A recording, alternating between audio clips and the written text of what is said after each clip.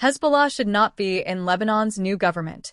U.S. Envoy Hamas to release 3 hostages today.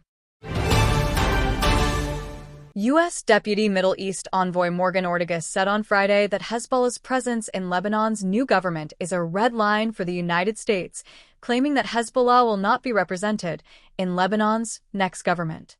"We have made it clear that Hezbollah will not be able to control the Lebanese people through terror, and that includes their participation in the government," Ortagus said after meeting with Lebanese President Joseph Aoun in Beirut.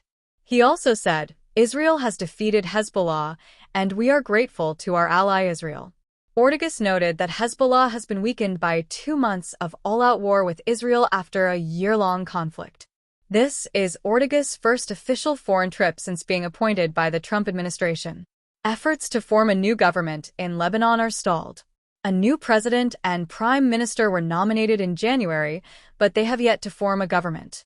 Asked about the U.S. position on the possibility of Hezbollah's inclusion in the government, Ortagus said, "I certainly don't fear Hezbollah. I don't fear them because they have been defeated militarily.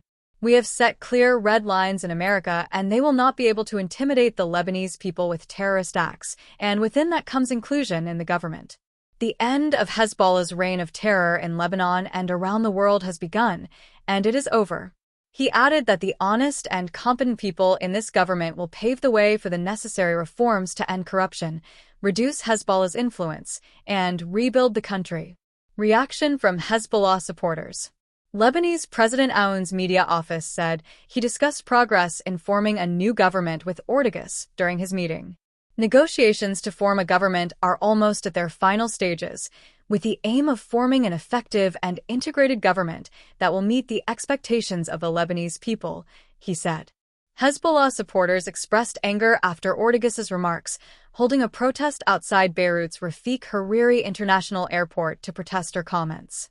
Several Hezbollah activists also criticized a ring Ortagus was wearing, which featured the Star of David and which was clearly visible during her handshake with President Aoun. U.S. envoy visits southern Lebanon. After meeting with the president, Ortagus traveled with a U.S. delegation to southern Lebanon, where she met with Lebanese army officials to inspect newly deployed troops. On the same day of the visit, Israel carried out airstrikes in various locations in southern Lebanon, the Bekaa Valley, and the border area with Syria. It also carried out an operation in the Beisariya area north of the Litani River, which amounted to a ceasefire violation.